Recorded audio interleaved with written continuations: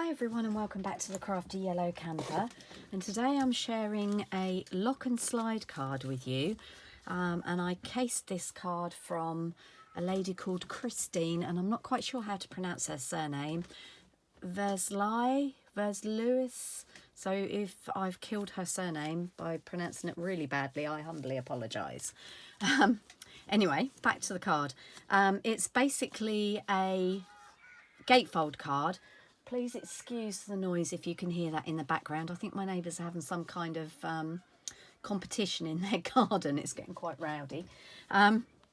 Right, so again, back to the card. It's based on a gatefold card, and then it has this panel at the front that slides and locks the card. So if I just slide this off, I've used the birds and branches for this. The birds and branches set and dies are going over into the new annual catalogue, but sadly the paper won't be.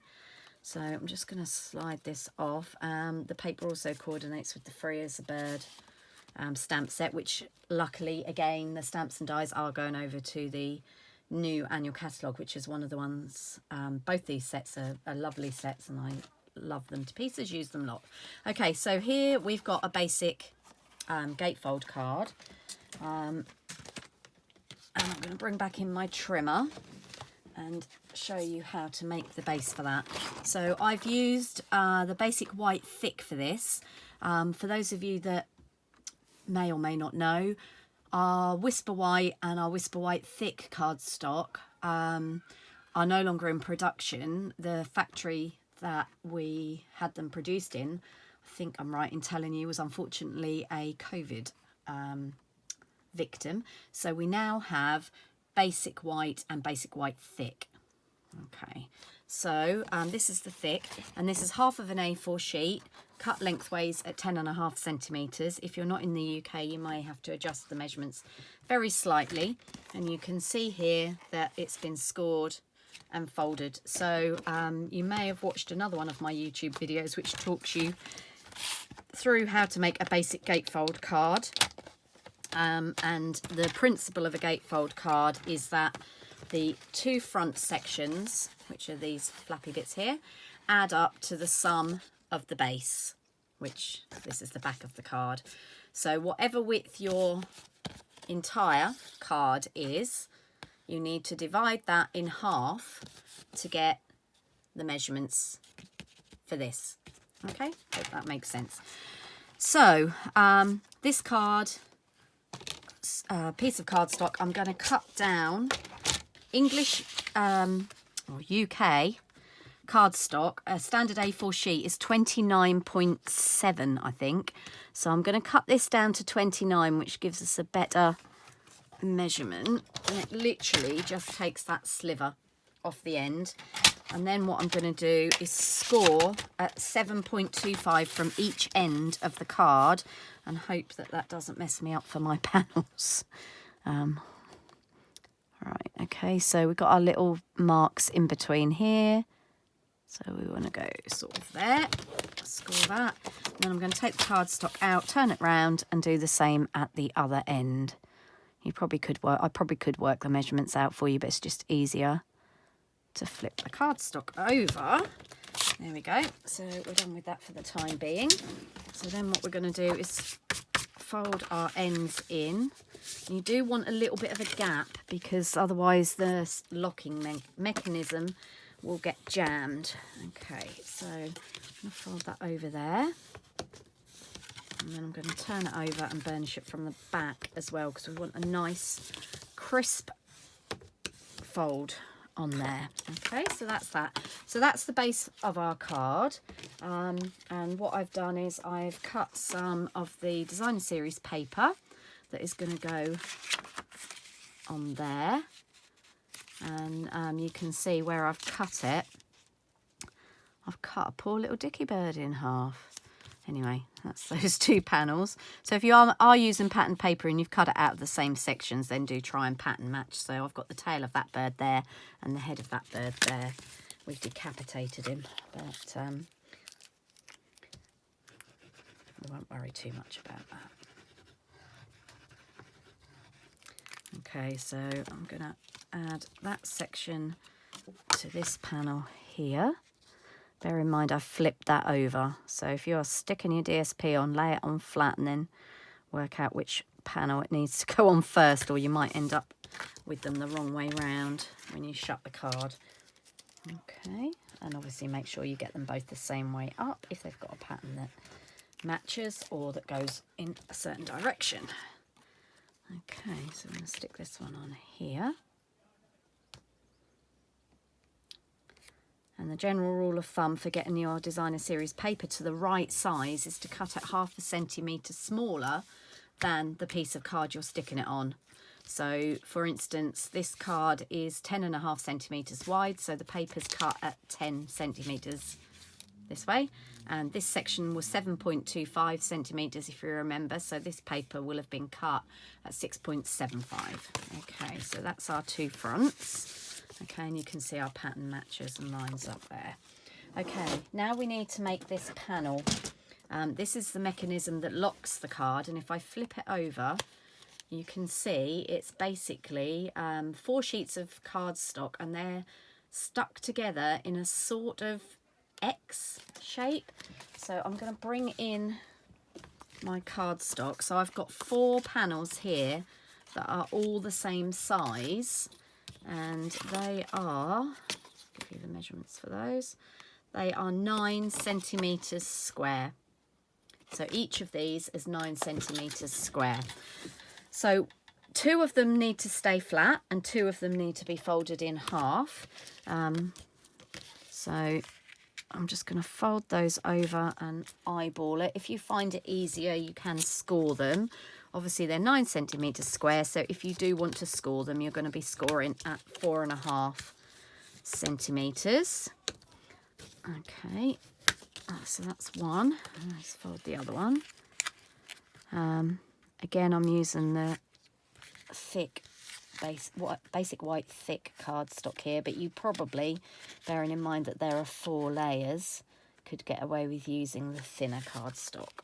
Okay, you can see it's scrunched up a little bit there where I've folded it, which it wouldn't have done if I creased it, but for speed.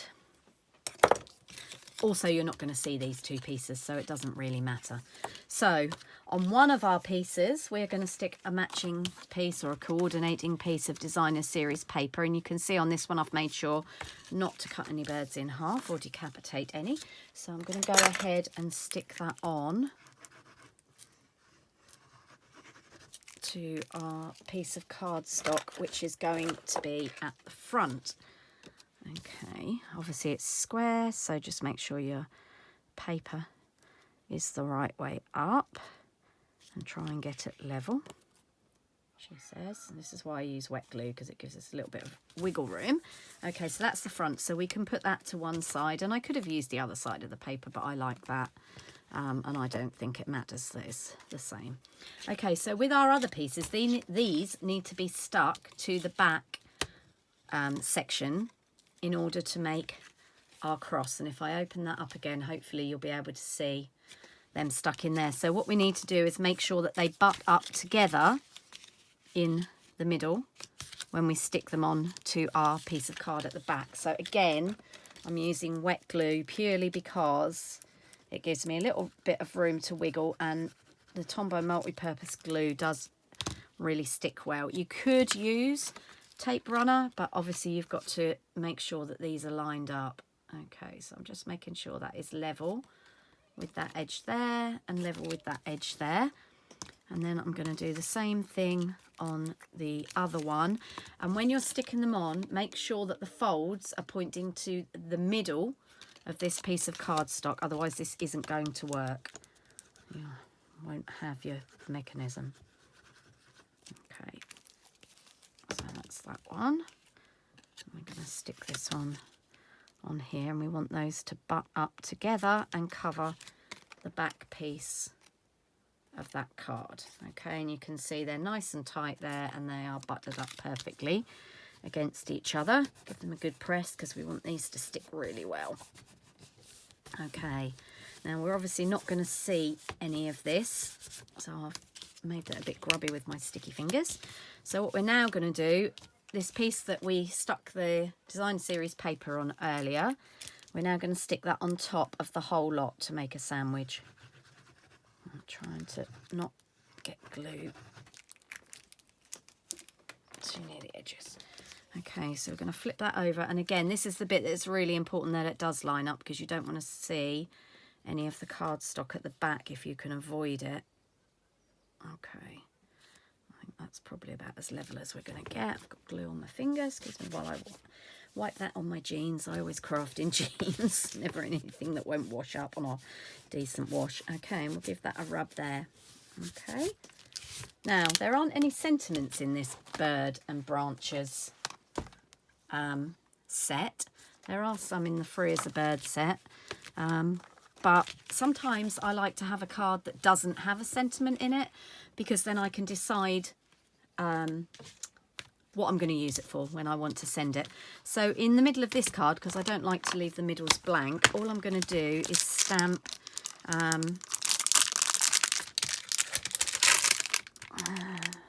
actually I'm going to use the nest and the birds, and I'm going to bring my Stamparatus in.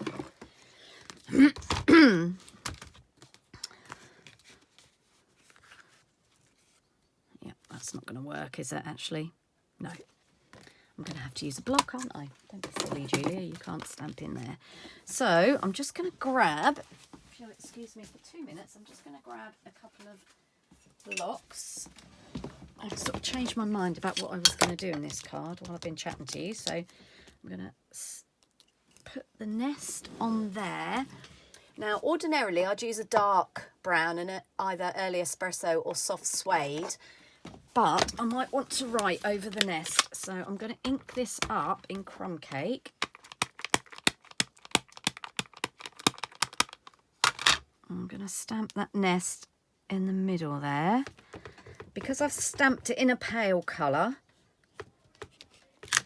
I could still write over that and my writing would show. And then I'm just going to stamp, and for this one I am going to bring in a darker brown. I'm going to bring in some soft suede. I'm going to stamp one of the birds.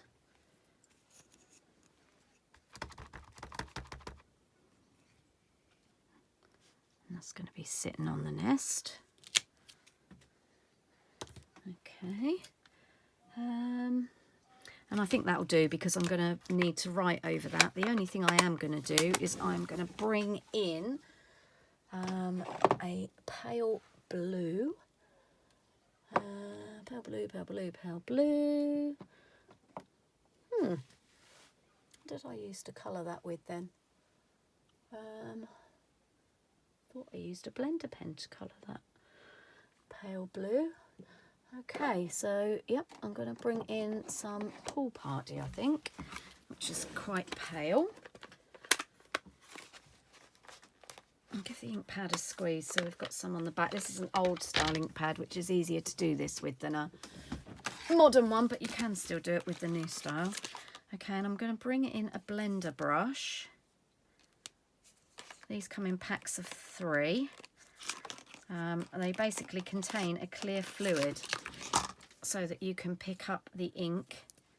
Just going to scribble that off on a piece of scrap just to make sure there's no ink on there. No, we're good. I'm just going to pick up a little bit of ink there, and I'm just going to lightly colour in the white. Oh, please excuse the noise of my neighbours having a, I think they're having like an It's a Knockout tournament out the back there. Okay, so that'll do just to give us a little bit of colour. And then what we do is we get this piece here, which should now hopefully have dried, and we slide the gaps in that cross onto the edges of the gatefold card. Okay, slide those in there and slide that down the front, and then that will lock our card for us. And although I've made these as cards, I think, well, obviously they're cards, I think these would make a really good gift card holder, because you could stick the gift card into the side of one of the flaps. A standard gift card just happen to have a fat face one laying about on my desk, will fit in one side of that. If you want to give a gift card to somebody, I always think it's nice to give a gift card in something that's a little bit special. So that's our finished card. I hope you like it, and I hope you'll give it a try. It looks complicated, but it's really quite simple and quite quick to make once you've done all the cutting.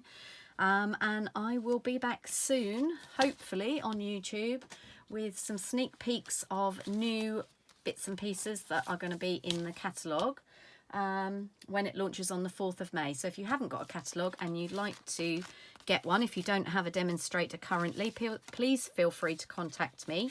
I'm on Facebook as the Crafty Yellow Camper, the same as my YouTube channel. And you can contact me through my Facebook page,